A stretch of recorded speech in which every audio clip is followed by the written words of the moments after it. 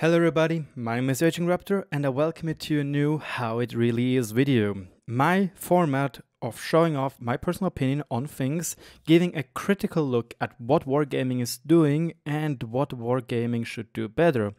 In this format, I really want to give a critical look at different things wargaming is saying in their videos, scold them for saying complete BS, which makes no sense, but also want to give them the benefit of the doubt or even honor them for saying something for real.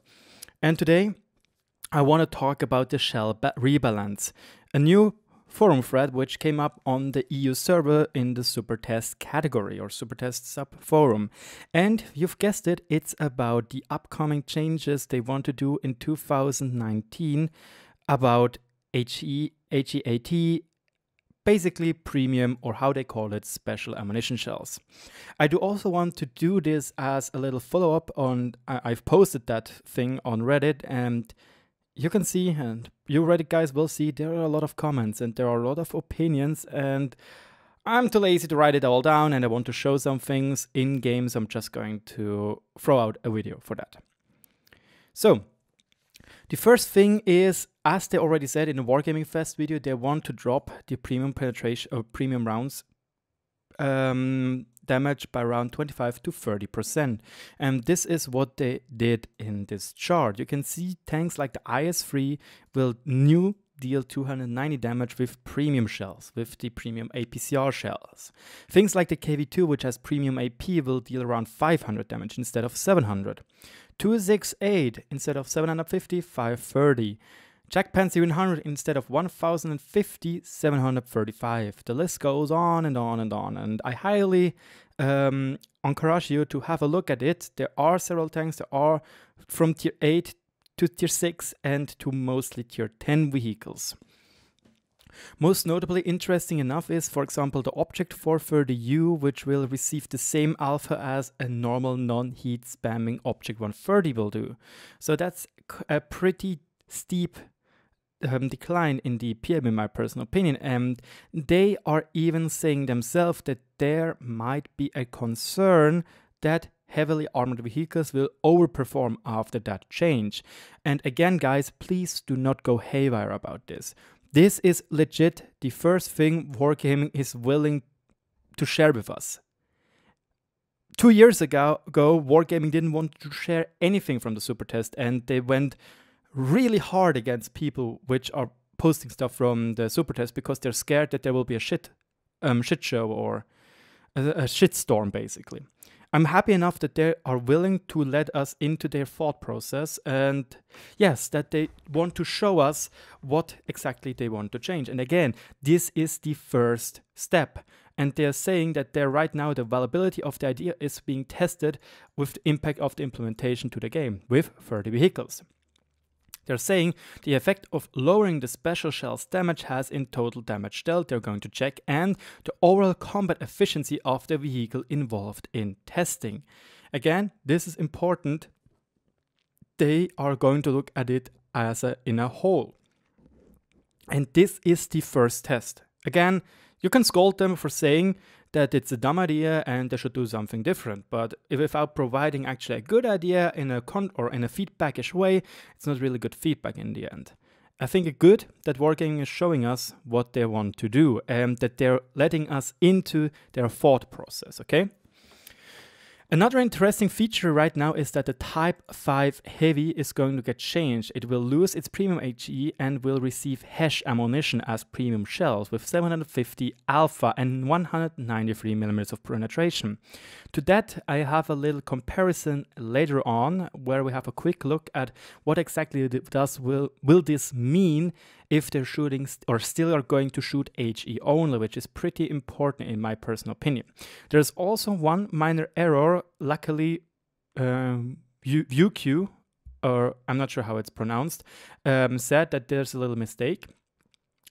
The T49 at the moment, you can see his heat shell is being nerfed, yet he said first that this information is that it's a heat shell and it's a special shell, but that's not the case. He corrected himself that this is good, and he'll be back to us and going to send this to Minsk to say what is exactly wrong about this and what they have to change.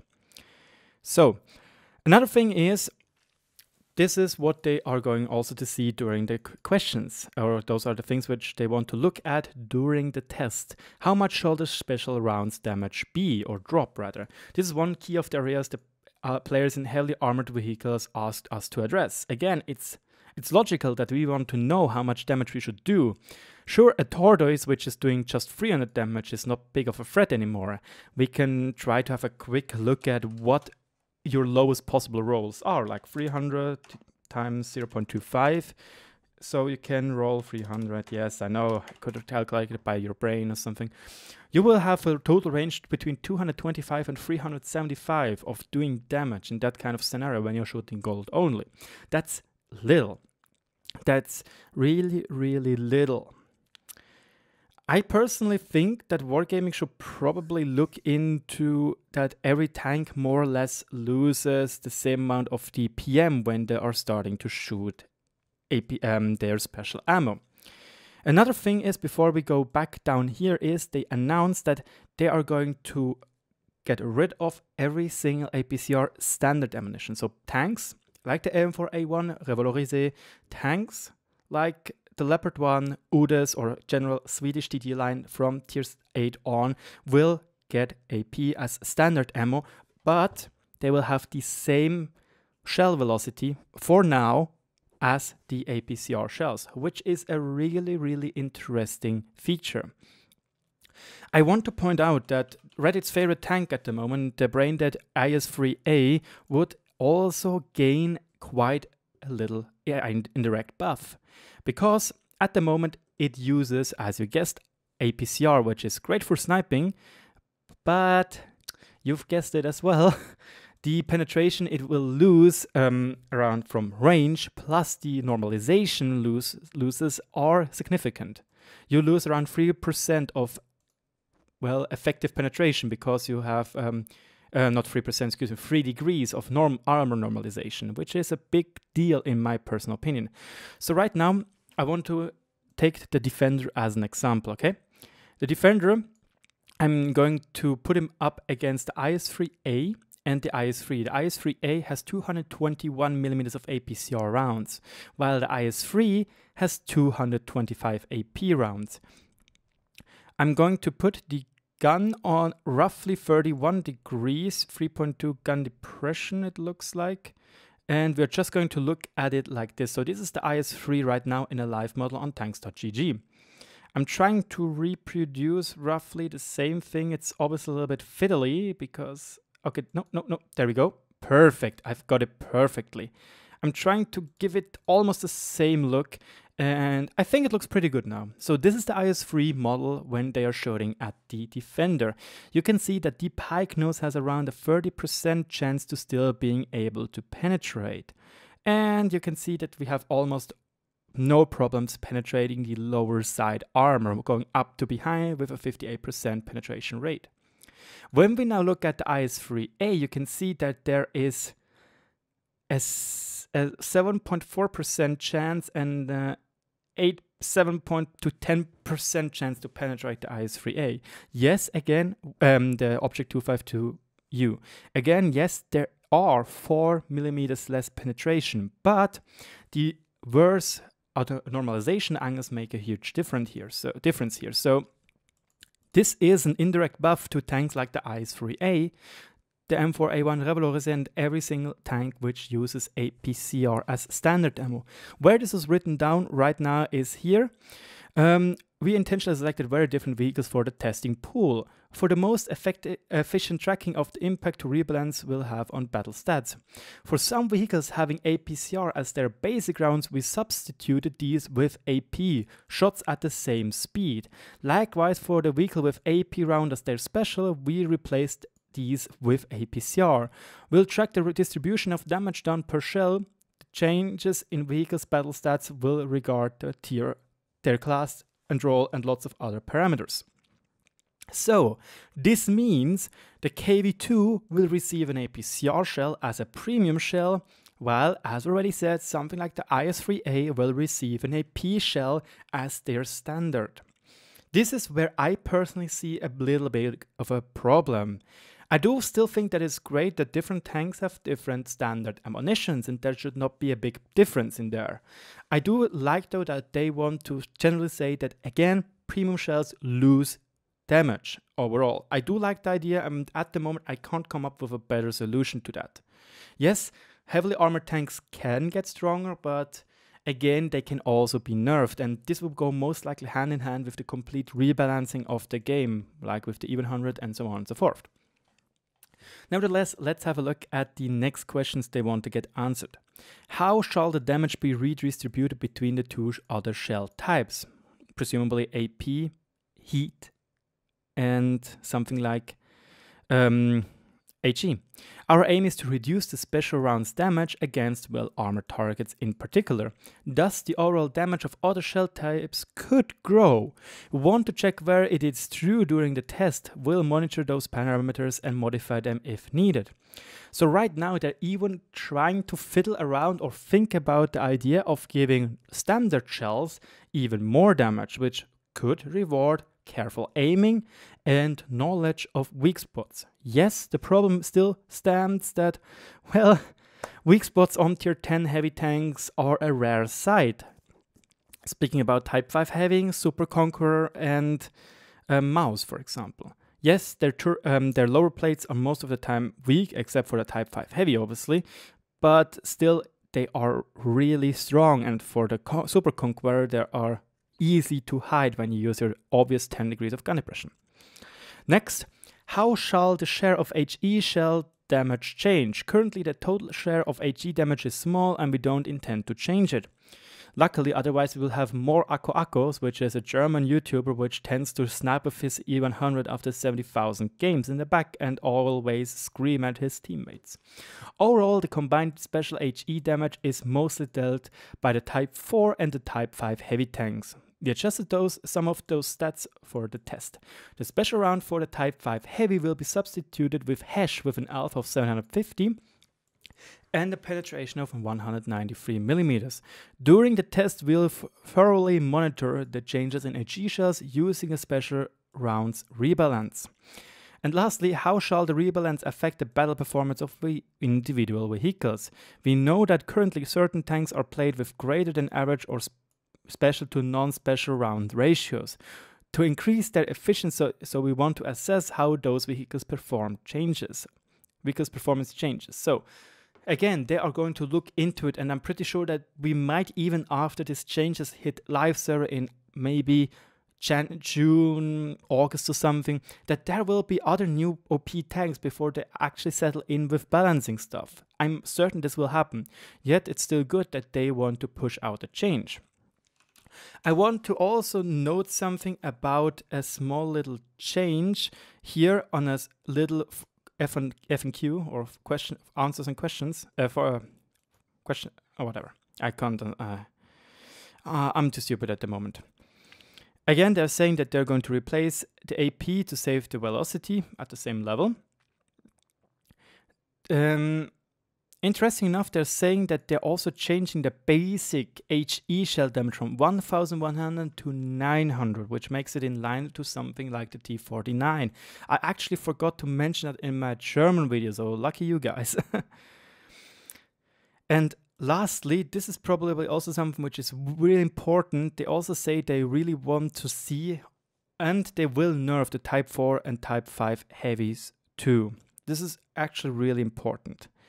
I'm not entirely sure where they are showing it, and there are people out there which are saying, well, that's just plain stupid, we have to pay more to get less, because they're probably not going to change the ammunition costs.